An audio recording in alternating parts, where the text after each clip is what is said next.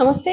ప్రస్తుతం మనతో పాటు సీనియర్ జర్నలిస్ట్ భరద్వాజ్ ఉన్నారు. ఆయనతో మాట్లాడదాం. నమస్తే సార్. నమస్తే సార్, 400 ఎకరాల హైదరాబాద్ యూనివర్సిటీ భూమిని అమ్మబోతున్నారు రేవంత్ రెడ్డి సర్కార్ అని చెప్పేసి మనకు వార్త. కానీ దీనిపైన అసహనం వ్యక్తం చేస్తున్నారు ఈ మధ్య సెలబ్రిటీలు. ఇందులో ముఖ్యంగా లాస్ట్ టైం నాగశ్విన్, ఇప్పుడు తరుణ్ భాస్కర్. ఇది ఎలా చూడొచ్చు అంటారు? అండ్ ముందు ముందు ఇంకా అందరూ ప్రొటెస్ట్ చేసే అవకాశం ఏమైనా ఉందంటారా దీనిపైన? అంటే విశ్వవిద్యాలయాలకి కేటాయించినటువంటి భూములు ఈ యూనివర్సిటీ అంటే హైదరాబాద్ యూనివర్సిటీ ఏర్పాటు చేసినప్పుడు దాదాపు 2500 ఎకరాలు యూనివర్సిటీ కోసం కేటాయించడం జరిగింది. దానిలో కొంత భాగాన్ని ఉమ్మడి రాష్ట్ర ముఖ్యమంత్రిగా ఉన్న రోజుల్లో చంద్రబాబు నాయుడు గారు కొన్ని ప్రయోజనాల కోసం యూనివర్సిటీతో నెగోషియేట్ చేసి ఆ భూమి తీసుకోవటం, దాని మీద కోర్టులకు వెళ్ళటం, తర్వాత రాష్ట్ర ప్రభుత్వానికి అనుకూలంగా జడ్జిమెంట్లు రావటం, ఇలా రకరకాలుగా జరుగుతోంది. అయితే చాలా యూనివర్సిటీల భూమిని ఇతరులకి కేటాయించటం అనేది చేసేస్తోంది ప్రభుత్వం. అలా అంబేద్కర్ యూనివర్సిటీకి సంబంధించిన భూమి కూడా ఇంకొక సంస్థకి కేటాయించారు. అలాగే అగ్రికల్చర్ యూనివర్సిటీ నుంచి కొంత భూమిని ఇంకో ప్రయోజనాల కోసం మళ్లించారు. ఇలా జరిగిపోతున్న క్రమంలో ప్రకృతి ఆలయాలుగా ఉండాల్సినటువంటి యూనివర్సిటీలు అందులోకి వెళ్ళిన తర్వాత విద్యార్థులు ప్రశాంతంగా పొల్యూషన్ లేకుండా వాళ్ళు హాయిగా చదువుకోవటానికి అవకాశం కల్పించే విధంగా ఒక విస్తృతమైనటువంటి క్యాంపస్ ఉండాలి. భవిష్యత్తులో దాని అవసరాల కోసం ఇతర విభాగాలకు విస్తరిస్తే నిర్మాణాలు చేసుకోవటానికి, అలాగే దానికి హాస్టల్ ఫెసిలిటీస్ ఇవన్నీ ఏర్పాటు చేయటానికి అప్పటికప్పుడు భూసేకరణలో మరొకటో చేయటం కాకుండా ముందే ఇంత భూమి అని కేటాయిస్తారు.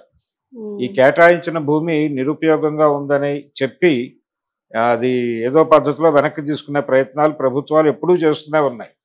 ఈ రోజున కొత్త కాదు, అది ఉస్మానియా యూనివర్సిటీలో కూడా అలాంటి ఎంక్రోచ్మెంట్స్ చాలా జరిగినాయి. ఇవి ఇలా ఒక పద్ధతిగా చేసుకుంటూ వెళ్ళిపోతున్నారు. ఈ చేసుకునే క్రమంలోనే ఇప్పుడు ఇది ఐటీ కారిడార్కి దగ్గరగా ఉంది ఈ హైదరాబాద్ యూనివర్సిటీ అనేది. సో అక్కడ అది కమర్షియల్ ఏరియా, కొంచెం రియల్ ఎస్టేట్ వ్యాపారం నడిచేటువంటి ఏరియా అది. కాబట్టి ప్రభుత్వానికి నిధులు సమకూర్చటము లాంటి కార్యక్రమాల్లో భాగంగా దీన్ని వేలం వేయటం అనేది చేయాలని ఒక నిర్ణయం అనుకున్నారు. 400 ఎకరాలు కొట్టేసి దాన్ని నెమ్మదిగా దానిలో కలిపేస్తారు. ఐటీ కారిడార్లో కేటాయింపుల కోసం ఇస్తారు దాన్ని. ఈ 400 ఎకరాలు రకరకాల కంపెనీల వాళ్ళకి కేటాయింపులు జరపడం ద్వారా ప్రభుత్వానికి కొంత లాభం వస్తుంది. తద్వారా ప్రభుత్వానికి మాత్రమే లాభం రాదు, ప్రభుత్వ పెద్దలకు కూడా లాభాలు వస్తాయి. ప్రభుత్వంలో ఉన్నటువంటి పెద్దలకి ఈ కంపెనీలు ఏ కంపెనీలకైతే ఈ భూములు కేటాయిస్తారో ఆ భూముల్లో వాటాలు వస్తాయి. తద్వారా వాళ్ళు లబ్ధి పొందుతారు. కానీ ఇక్కడ ఈ యూనివర్సిటీ షేప్ అనేది నాశనం అయిపోతుంది. దీనికి ఎందుకు కేటాయించారు? ఆ రోజున 2000 ఎకరాలు 2000 కేటాయించకుండా జస్ట్ ఒక 100 గజాల స్థలంలో యూనివర్సిటీ కట్టుకుని ఉండొచ్చు కదా. ఎందుకు కట్టుకోలేదు? అంత స్థలం ఎందుకు పెట్టుకున్నారు? ఎందుకు పెడుతున్నారు ప్రతి యూనివర్సిటీకి? అంటే యూనివర్సిటీ అంటే కేవలం ఒక ఇన్స్టిట్యూషన్ మాత్రమే కాదు, అనేక విభాగాల సమాహారంగా ఉంటుంది. అది ప్రస్తుతానికి ఉన్నటువంటి విభాగాలు కాదు, భవిష్యత్తులో విస్తరించే అవకాశం ఉంటుందనే ఉద్దేశంతో కూడా అంత స్థలం కేటాయిస్తారు. దాంతోపాటు విద్యార్థులు ఆ లోపల ఒక యూనివర్సిటీలోకి వచ్చిన తర్వాత అదొక నగరంగా వాళ్ళు భావించాలి. వాళ్ళు అక్కడ ఏదైనా అలా స్వేచ్ఛగా ఎక్స్ప్రెస్ చేసుకునేటువంటి పరిస్థితిలో ఉండాలి. ఇప్పుడు చాలా ప్రభుత్వ స్కూళ్ళు మూతపడిపోవడం అని చూస్తున్నాం మనం. ప్రతి మూతపడినటువంటి స్కూల్ అంటే విద్యార్థులు లేక స్కూల్స్ మూతపడుతున్నాయి. ఎందుకు విద్యార్థులు ఉండటం లేదంటే ఈ విద్యార్థులందరినీ కార్పొరేట్ స్కూళ్ళ వాళ్ళు తీసుకెళ్ళిపోయిన తర్వాత ఇక్కడ విద్యార్థులు లేరు అనే నెపంతో చాలా చోట్ల చాలా స్కూళ్ళు, చాలా మున్సిపాలిటీ స్కూళ్ళు వాటిని ఇతర సంస్థలకు కేటాయించేస్తున్నారు. దానిలో కొంత భాగం ప్లే గ్రౌండ్ ఇలాంటివి కేటాయించేస్తున్నారు. ఆ ఉన్న పరిమితమైన పిల్లలకి ఈ ప్లే గ్రౌండ్ చాలు అని. అలా చాలా ఊళ్ళల్లో చాలా ప్రభుత్వానికి చెందినటువంటి పాఠశాలల భూములు అన్యాక్రాంతం అయిపోతున్నాయి. ఈ క్రమంలో భాగంగానే ఇప్పుడు యూనివర్సిటీల మీద పడ్డారు. యూనివర్సిటీల్లో ఈ కార్యక్రమం చాలా సక్సెస్ఫుల్గా నిర్వహిస్తుంది. ఈ ప్రాసెస్ అంతా చూస్తే, ఈ మొత్తం ప్రక్రియ చూస్తే ప్రభుత్వాలు డిజిన్వెస్ట్ మీద డిజిన్వెస్ట్మెంట్ మీద బతుకుతున్నాయి. ఓకే. డిజిన్వెస్ట్మెంట్ అంటే తమకి చెందినటువంటి ఆస్తులను అమ్మేసుకోవడం ద్వారా బతుకుతున్నాయి. ఉమ్. అందులో భాగంగా ఇప్పుడు యూనివర్సిటీల వంతు వచ్చింది. ఆ మధ్య ఆర్టీసీ డిపోలను అమ్మేస్తామని ఒక ప్రపోజల్తో వచ్చారు. అక్కడ మనకి గౌలిగూడలో ఒక ఇది పడిపోయింది, టవర్, పాత బస్ స్టాండ్ టవర్. ఉమ్. అది వ్యూహాత్మకంగానే పడగొట్టారు, దాన్ని రియల్ ఎస్టేట్లో కలిపేయటం కోసమే అనే ఒక ప్రచారం జరిగింది. అయితే ఆగింది ప్రస్తుతం. అది అప్పటి నుంచి హోల్డ్ అయి ఉంది అది. కానీ ఏ క్షణంలో ఏదైనా జరగడానికి అవకాశం ఉంది. అలా ఇప్పుడు ఈ హైదరాబాద్ యూనివర్సిటీ ఐటీ హబ్లో విలీనం కాబోతోంది. ఓకే. ఆ విలీనం చేయటం కోసం ఈ ప్రోగ్రాం టేకప్ చేశారు. ఇది ప్రభుత్వానికి ప్రజలని సంరక్షించడానికి, ప్రజలని బాగా పరిపాలించడానికి నిధులు అవసరం కాబట్టి ఇలాంటి పనులు చేస్తున్నామని చెప్తున్నారు. ఏదైనా ప్రజల కోసమే.